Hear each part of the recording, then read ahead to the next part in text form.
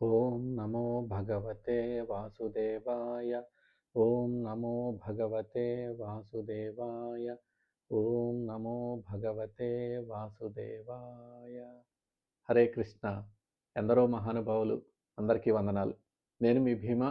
శ్రీపదానికి మీకు సాదర స్వాగతం.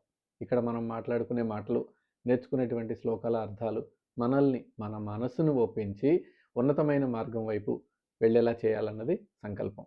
మీరు కనుక ఇప్పటికే మంచి మార్గంలో ఉన్నట్లయితే దాన్ని అత్యుత్తమ స్థాయికి తీసుకువెళ్ళాలని, చేరాలని సంకల్పం చేసుకుంటూ ముందుకు వెళ్దాం రండి. భగవద్గీత శోధనలో భాగంగా మనం ఒక అద్భుతమైన ప్రయాణం, ఒక ముఖ్యమైన మైలురాయిని దాటాం. అంటే భగవద్గీత 18 అధ్యాయాల్లో అత్యంత కీలకమైనది, భగవద్గీత సారమంతా కూడా నిండి ఉన్నది అయినటువంటి రెండవ అధ్యాయాన్ని, సాంఖ్య యోగాన్ని లేదా గీతా సూత్ర యోగంని పూర్తి చేసుకున్నాం.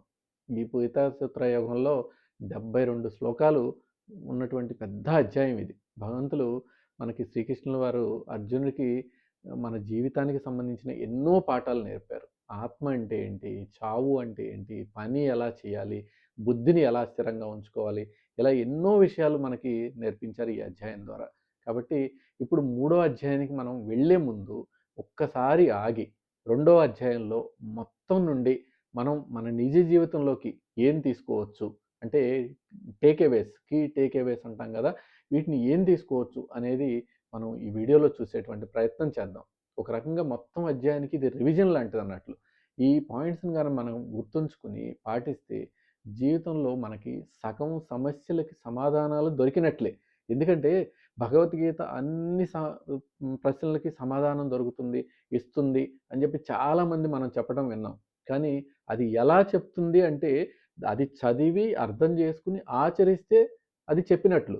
కానీ మనకి మన తీరిక లేని సమయాభావాల వల్ల మనలో చాలామంది భగవద్గీత మంచిది, అక్కడ మనకి షెల్ఫ్‌లో ఉంటే చాలా మంచిది అనే ఉద్దేశంతో ఉంటాం తప్పించి, దాన్ని తీసి చదివి లేదంటే ఎవరైనా చెప్తే విని నేర్చుకుని ఆచరిద్దాం అనేటువంటి ఆలోచన మనలో చాలా తక్కువ మంది ఉంది.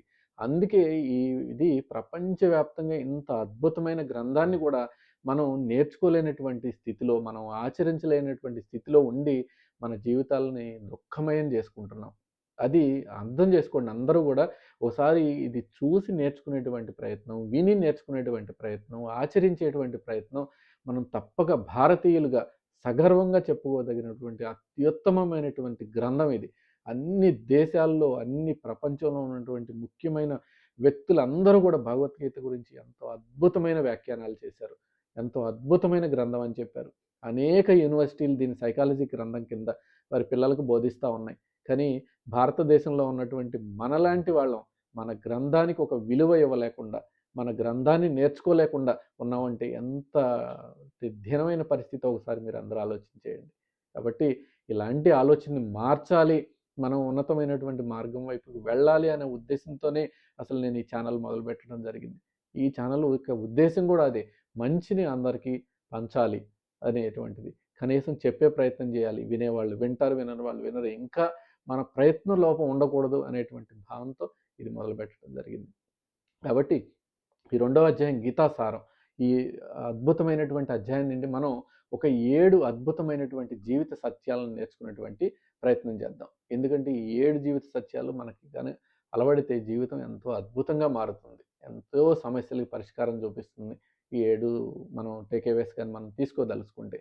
ఏంటంటే మొట్టమొదటిది మనకి ఈ అధ్యాయం ఏం నేర్పుతుందంటే, సమస్యను ఒప్పుకోవటం పరిష్కారానికి తొలిమెట్టు అని చెప్తుంది.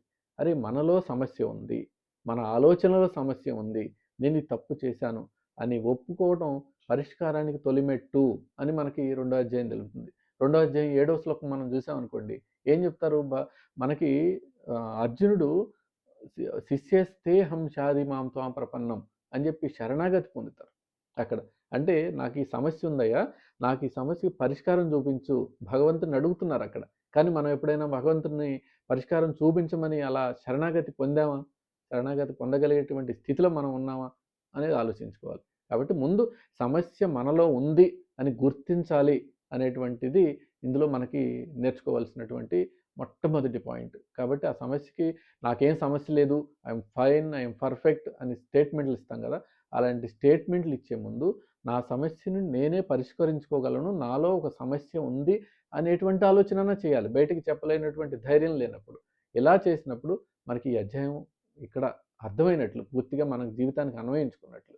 అలాగే ఇంకా రెండో పాయింట్, ఈ అధ్యాయం రెండో అధ్యాయం నుంచి రెండవది ఏం చేసుకోవచ్చు, ఏం నేర్పుతుందంటే మనం శరీరం కాదు, మనం అనంతమైనటువంటి శక్తిమి అని చెప్పేసి ఈ అధ్యాయం మనకు తెలియజేస్తుంది. రెండో అధ్యాయంలో 11వ శ్లోకం నుండి 25వ శ్లోకం వరకు మనకు కనుక చూస్తే ఏముంటుంది అక్కడ, మనం మరణ భయాన్ని పోగొడుతుంది అది.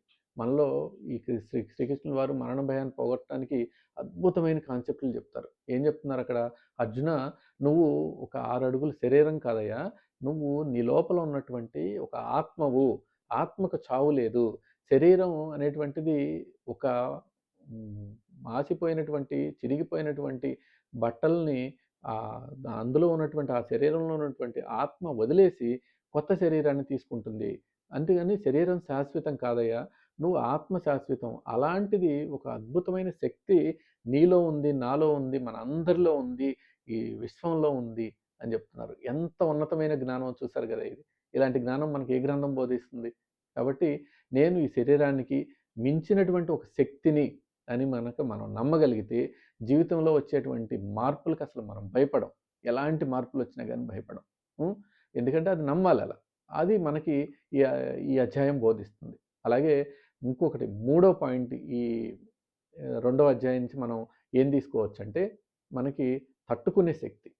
మనం మాత్రా స్పర్శాస్తు కౌంతేయ అని రెండవ అధ్యాయం 14వ శ్లోకంలో చెప్తారు. తాం తితిక్షస్వ భారతి అని చెప్తారు కదా. అంటే ఈ భగవంతుడు ఏం చెప్తారు, సుఖదుఖాలను, చలి వేడి ఇలాంటివన్నీ తాత్కాలికంగా వస్తూ ఉంటాయి, సుఖం దుఃఖం తాత్కాలికంగా వస్తూ ఉంటాయి, ఇవన్నీ శాశ్వతం కాదు, నువ్వు తితిక్షస్వ అనే పదంతో చెప్తారు అక్కడ. అంటే ఓర్పుతో సహించు అని చెప్తారు. అంటే జీవితంలో మనకి ఓర్పు నేర్చుకోవడం వల్ల మన జీవితంలో వచ్చే కష్టాలు, నష్టాలు, సుఖాలు, దుఃఖాలు ఇవన్నీ శాశ్వతం కాదు అని మనకు అర్థమవుతుంది. ఇలాంటి ఓర్పును మనకి నేర్పుతుంది. ఇదంతా గడిచిపోతుంది, శాశ్వతంగా ఉండదు, ఇవన్నీ మనం చూసేవి. శాశ్వతమైనది ఇందాక మనం చెప్పుకున్నట్లు మనలో ఉన్నటువంటి ఒక ఆత్మ అనేటువంటి శక్తి అని చెప్పి మనకు చెప్తుంది. కాబట్టి ఈ అధ్యాయం నుంచి మనం ఓర్పుని నేర్చుకోవచ్చు రెండో అధ్యాయం నుంచి. అలాగే మనకి 3 పాయింట్లు నేర్చుకున్నాం ఇప్పుడు. రెండో అధ్యాయం నుంచి 4వ పాయింట్ ఏం చెప్తుందంటే, 4వ టేక్అవే ఏముంటుందంటే, భావోద్వేగాల కంటే బాధ్యత ముఖ్యం అని మనకి ఈ అధ్యాయం నేర్పుతుంది. భావోద్వేగాల కంటే బాధ్యత ఎందుకు ముఖ్యం? ఆత్మజ్ఞానం చెప్పాక భగవంతులు ఏం చెప్తున్నారు కృష్ణుల వారు, తన కర్తవ్యం వైపు నడిపిస్తున్నారు, డ్యూటీ వైపు. నువ్వు చేయాల్సిన పని ఇది. నీ ఆత్మజ్ఞానం మనకు అందరికీ గుర్తు చేశారు. ఆత్మజ్ఞానం గుర్తు చేసిన తర్వాత మన కర్తవ్యం ఏంటి అని చెప్తున్నారు. ఎందుకు భగవంతుడు మనకి అర్జునుడికి ఏం చెప్పారు, నువ్వు క్షత్రియుడివయ్యా, నువ్వు క్షత్రియుడు యుద్ధం చేయటం నీ ధర్మం, నువ్వు సామాన్యుడివి, నీ పని చేయటం నువ్వు ధర్మం అని చెప్పి మనకు చెప్తున్నారు అక్కడ. అంటే మన కర్తవ్యాన్ని మనం నిర్వర్తించమని చెప్తున్నారు. అంటే ఇది కొన్ని పనులు చేయడం మనకి ఇష్టం ఉండదు ఒక్కోసారి, కానీ అది మన బాధ్యతగా స్వీకరిస్తే అలా మనం ఆ ఎమోషన్స్ అన్ని, ఇష్టాలు అయిష్టాలు పక్కన పెట్టి ఆ పని మనం చేయగలం. అలాంటి పని అలాంటిది చేయమని మనకు చెప్తున్నాయి. కాబట్టి ఈ అధ్యాయం నుంచి ఇది కూడా మనం నేర్చుకోవచ్చు, ఈ మంచి విషయాన్ని. అలాగే ఇంకొకటి 5వ టేక్అవే ఈ రెండవ అధ్యాయం నుంచి ఏం చెప్తుంది, ఇది చాలా మంచి విషయం. కర్మ చేయి, నువ్వు అంటే పని చేయి, ఫలితాన్ని ఆశించకు, ఫలితాన్ని వదిలేసాయి, నీ పని నువ్వు, నీకున్నది నువ్వు చెయ్యి అని చెప్తుంది. రెండవ అధ్యాయం 47వ శ్లోకంలో మనకి చెప్తారు. ఏం చెప్తారు, కర్మణ్యేవాధికారస్తే మా ఫలేషు కదాచన అని చెప్తారు కదా. అంటే దీని అర్థం ఏంటి, ఇది భగవద్గీతకి మొత్తం గుండెకాయలంటే శ్లోకం ఇది. కాబట్టి నీ పని చేయడానికి మాత్రమే నీకు అధికారం ఉంది, ఫలితం మీద లేదు. ఫలితాన్ని ఆశించి పని చేయకు ఎప్పుడు కూడా, అలాగని పని చేయటం కూడా మానేయకు అని చెప్పి మనకు బోధిస్తుంది. కాబట్టి మనం జీవితంలో 90% స్ట్రెస్ కానీ, యాంగ్జైటీ కానీ ఫలితం ఏమవుతుందో అనే దానివల్లే వస్తుంది మనకి. కాబట్టి ఆ ఫలితం మీద ఆశ లేకపోతే స్ట్రెస్ లేదు, యాంగ్జైటీ లేదు, ఏమీ లేదు, అవన్నీ ఉండవు అనేటువంటిది మనం గుర్తుంచుకోవాలి. ఎందుకంటే ఇది విద్యార్థులకి ఎంతో ముఖ్యమైన శ్లోకం అని మనం అప్పుడు రెండో అధ్యాయం నేర్చుకునేటప్పుడు చేసుకున్నాం. ఫస్ట్ ర్యాంక్ వస్తుందా, సెకండ్ ర్యాంక్ వస్తుందా, ఇది వస్తుందా, అది వస్తుందా కాదు, ముందు నువ్వు చదవాల్సింది ఏంటి, నీ సిలబస్ ఏంటి, నువ్వు చదవాల్సింది ఏంటి, నువ్వు రాయాల్సిన ఎగ్జామ్, దాని మీదే దృష్టి ఉండాలి విద్యార్థులంతా కూడా. దాని మీద దృష్టి ఉంటే ఈ ఫలితాల మీద వాళ్ళ దృష్టి ఉండదు, వాళ్ళలో ఒత్తిడి ఉండదు, ఎలాంటి అఘాయిత్యాలకు వాళ్ళు పాల్పడరు. మనం పెద్దలుగా నేర్చుకుని ఇలాంటివి పిల్లలకి చెప్పగలిగితే వాళ్ళ మనోధైర్యాన్ని ఎంతో పెంచవచ్చు. కాబట్టి ఇలా కూడా మనకి ఈ రెండో అధ్యాయం ఉపయోగపడుతుంది. అలాగే ఆరో టేకేవే చూస్తే మనకి ఇంకోటి మంచి విషయాన్ని నేర్పుతుంది మనకి. యోగం అంటే సమత్వాన్ని పాటించటం, స్థిరంగా ఉండటం. సమత్వం యోగ ఉచ్యతే అని చెప్తారు. రెండో అధ్యాయం 48వ శ్లోకంలో సమత్వం యోగ ఉచ్యతే. కాబట్టి ఇక్కడ మనం స్థిరంగా ఎలా ఆలోచించాలి? కాబట్టి సమత్వం అంటే గెలుపు ఓటములు, లాభ నష్టాలను, సుఖదుఖాలను సమంగా తీసుకోవటమే యోగం అని చెప్తారు. అలాగే పనిని అత్యంత నైపుణ్యంతో చేయమని చెప్తారు ఈ అధ్యాయంలో. చూసారా అన్ని జీవితానికి పనికొచ్చేటువంటి మాటలే కదా ఇవన్నీ కూడా మనకి.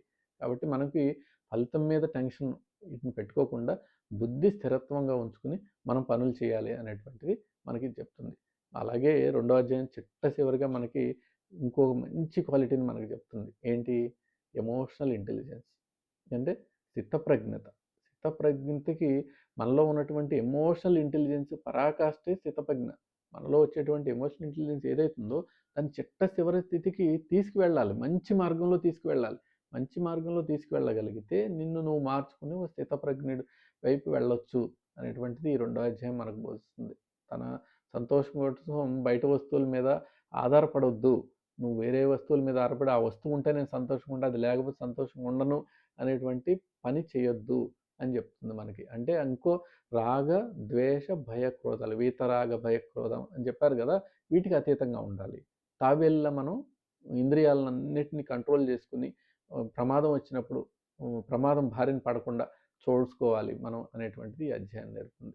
ఇట్లా మనకి ఇన్ని మంచి లక్షణాలను రెండో అధ్యాయం మనకి ఒక అక్షయ పాత్రలాగా మనకి కావలసిన జీవితానికి కావలసినటువంటి అన్ని విషయాలను ఈ రెండో అధ్యాయం నేర్పింది.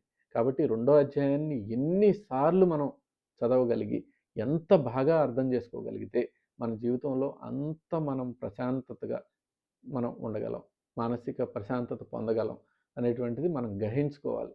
మనం చూసారు కదా ఎన్ని పాయింట్లు వచ్చినాయో. కాబట్టి ఇందులో లేని విషయం, ఈ రెండో అధ్యాయంలో లేని విషయం అనేది లేదు అనేది చేసుకోవాలి. చూసారా ఏమైనా నేర్చుకున్నాం? మళ్ళీ ఒకసారి చూద్దాం. ఏం నేర్చుకున్నాం? శరణాగతి. సమస్య వస్తే సహాయం అడగాలి నోరు తెరిచి ఎవరినైనా. భగవంతుని అడిగితే ఇంకా అల్టిమేట్ అది నేర్చుకున్నాం. శరణాగతి ఎలా పొందాలి. రెండోది ఏం నేర్చుకున్నాం?